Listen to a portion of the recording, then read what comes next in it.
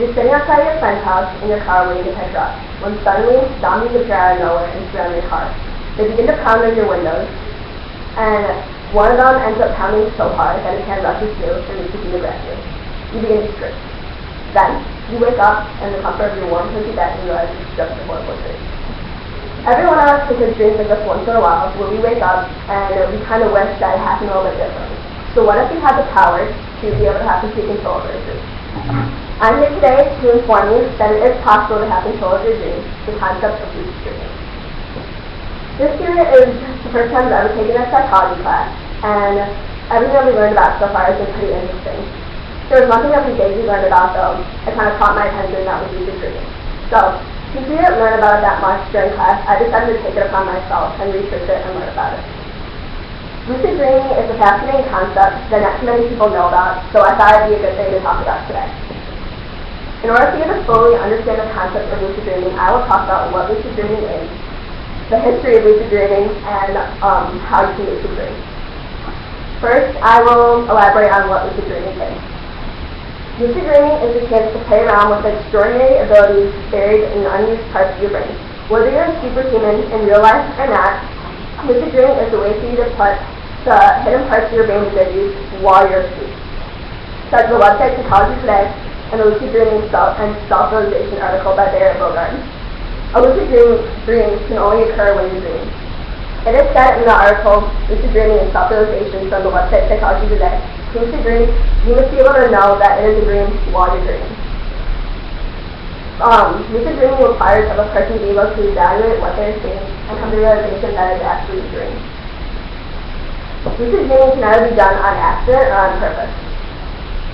When you're dreaming, lucid dreams can just happen, or you can use techniques to induce lucid dreaming.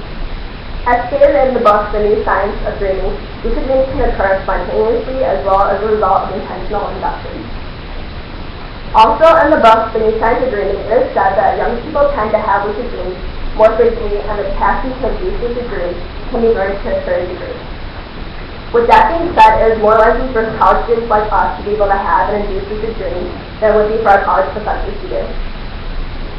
Now that you know what lucid dreaming is, you're probably wondering where it came from, which is why I started talking about the history of lucid dreaming next.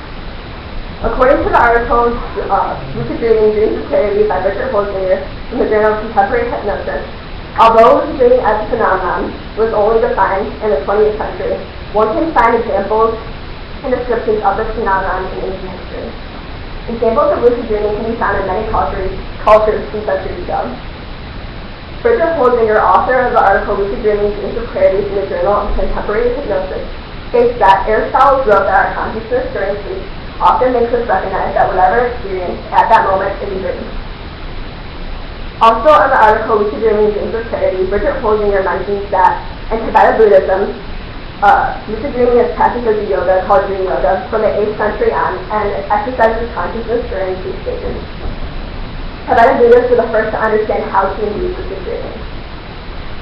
Over centuries, the study of lucid dreaming finally evolved. The Dream Encyclopedia by James R. Lewis and Evelyn Dorothy Oliver says that lucid dreaming is an unusual state of consciousness discouraged psychologists from giving serious attention to the study of lucid dreaming until after Stephen LeBerg published his remarkable research in the 1980s.